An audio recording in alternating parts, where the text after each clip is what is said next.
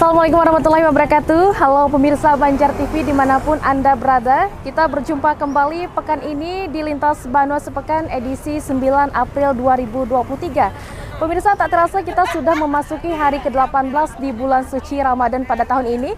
Bagaimana dengan puasa Anda? Semoga tetap dan semakin bersemangat berpuasa sembari beraktivitas.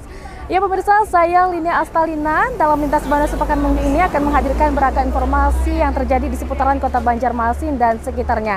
Baik, langsung saja kita mulai informasi yang pertama di Lintas Banua Sepekan selengkapnya.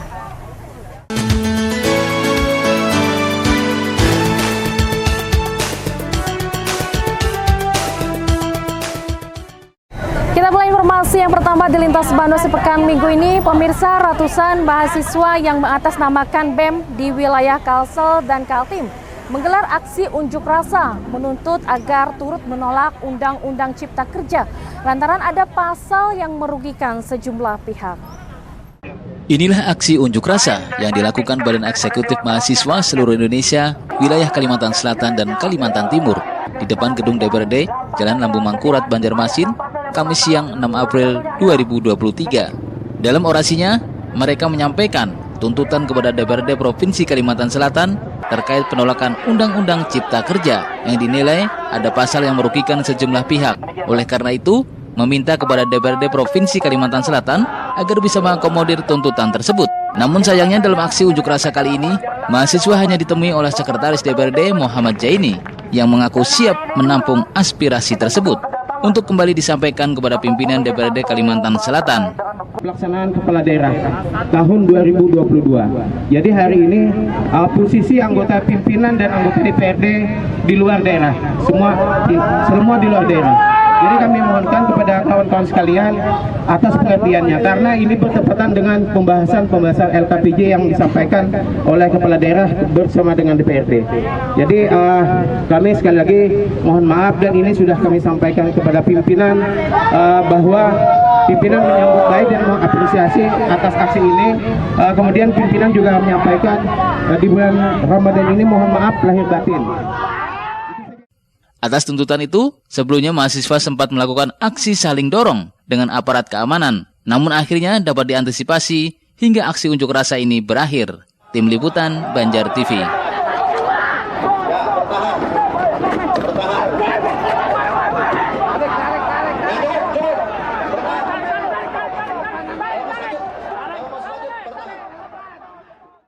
Selanjutnya, pemirsa, Gubernur Kalimantan Selatan Sahbiri Nur mengingatkan jajarannya untuk terus berkolaborasi dalam menjaga inflasi, khususnya pada bulan Ramadan agar ekonomi Kalimantan Selatan terus tumbuh.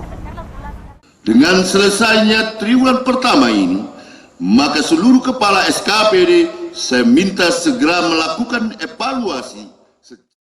Gubernur Kalsel Sahbiri Nur atau Paman Birin terus mengingatkan jajarannya untuk berkolaborasi dalam menjaga inflasi, khususnya pada bulan Ramadan.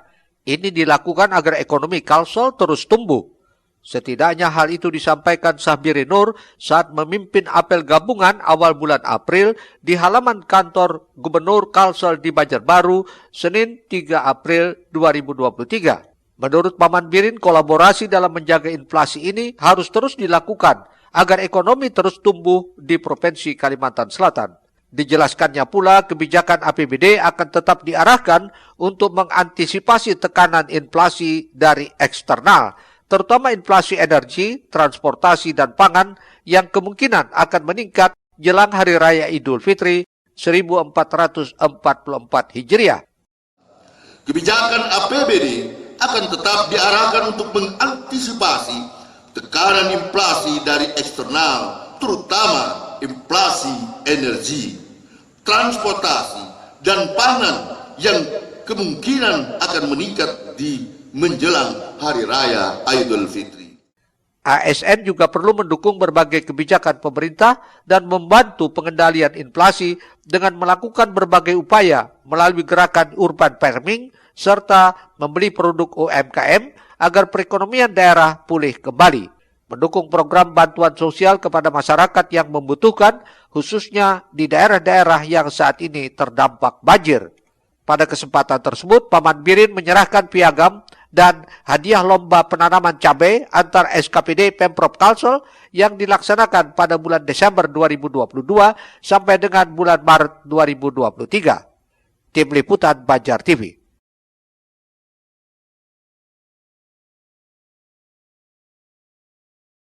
Pemirsa, Gubernur Kalimantan Selatan Syahbirin Nur menghadiri syukuran dan panen bersama para petani budidaya padi apung di Desa Hamayung, Kecamatan Daha Utara, Kabupaten Hulu Sungai Selatan.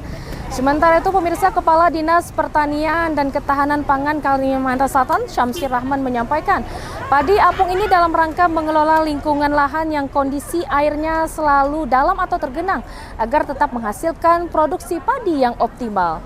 Berikut informasinya kami hadirkan untuk Anda. Gubernur Kalimantan Selatan Syahbirin Nur atau Paman Birin menghadiri syukuran dan panen bersama para petani budidaya padi apung di Desa Hamayung, Kecamatan Daha Utara, Kabupaten Hulu Sungai Selatan, Selasa 4 Maret 2023.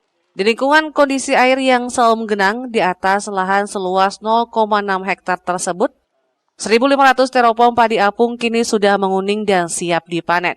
Paman Birin mengatakan hamparan padi apung kelompok Tani Cinta Maju Desa Hamayung, Hulu Sungai Selatan ini seperti hujan di musim kemarau. Betapa tidak di tengah berupaya memenuhi kebutuhan pokok masyarakat khususnya beras lokal, petani Hulu Sungai Selatan ternyata tengah panen padi. Padi apung ini merupakan sebuah terobosan atau inovasi luar biasa dan dapat berjalan dengan sukses sehingga ke depan dapat terus dikembangkan lebih banyak lagi, terlebih di daerah-daerah rawa.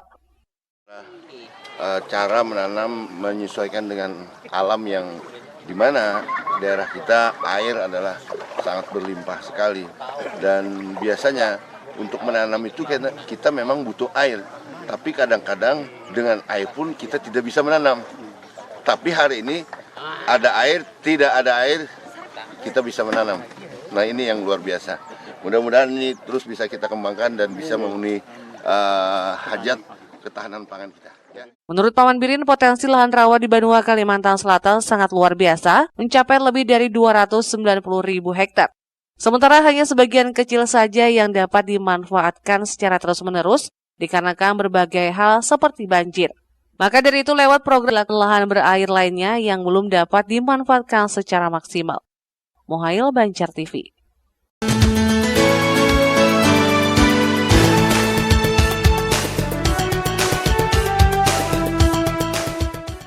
Kepala Dinas Pertanian dan Ketahanan Pangan Provinsi Kalimantan Selatan Syamsir Rahman menyampaikan, adanya inovasi para petani terhadap padi apung ini dalam rangka mengelola lingkungan lahan yang kondisi airnya selalu dalam atau tergenang, sehingga tetap dapat menghasilkan produksi padi yang optimal dan menimbulkan keuntungan secara ekonomi bagi petani, serta memberikan contoh dan memotivasi petani untuk menerapkan budidaya padi apung. Jadi pemerintah, Pak Gubernur memerintahkan kepada kami semua sektor pertanian, kita membuat inovasi yaitu menanam padi apung di atas lahan rawa. Jadi tidak kena tanah, Pak. Dan akarnya itu menggantung di air.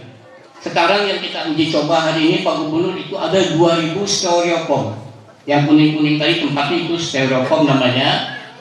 Satu styrofoam itu adalah 21 pot. Nah, dan ternyata setelah kami melakukan uji coba berkolaborasi dengan pemerintah Kabupaten Hulu Sungai Selatan, alhamdulillah hasilnya dapat kita lihat bahwa hari ini kita bisa melakukan panen. Dan panen ini sudah kami perhitungkan kurang lebih satu styrofoam itu 2 kilo, Pak. 2 kilo padi, 2 kilo padi. Kalau kita esensikan, kita setarakan 1 hektarnya itu antara 11 sampai 12 ton.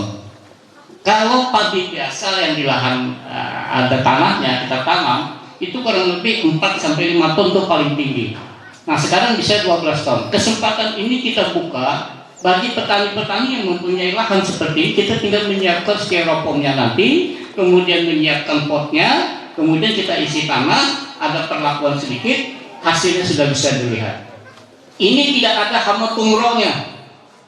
Kemudian tikus juga susah datangnya. Yang musuh utama itu hanya adalah Ukraina, burung Ukraina. Burung Ukraina itu burung Banjar, Pak Gubernur. Selain perawatannya yang mudah, dari hasil metode ini hasil panennya juga meningkat. Ini dikarenakan padi yang dipanen tidak terpengaruh dengan keadaan lahan yang sering terdampak banjir, serta terhindar dari hama tikus dan juga rumput liar. Pada kesempatan tersebut, untuk meningkatkan dan menunjang para petani, Pemprov Kalsel juga memberikan bantuan kepada sejumlah kelompok tani. Muhail, Banjar TV. Pemirsa, usai jeda akan kami hadirkan informasi jamin keamanan jajanan pasar Wadai, BPOM cek keamanan pangan. Tetaplah bersama kami di Lintas Banua.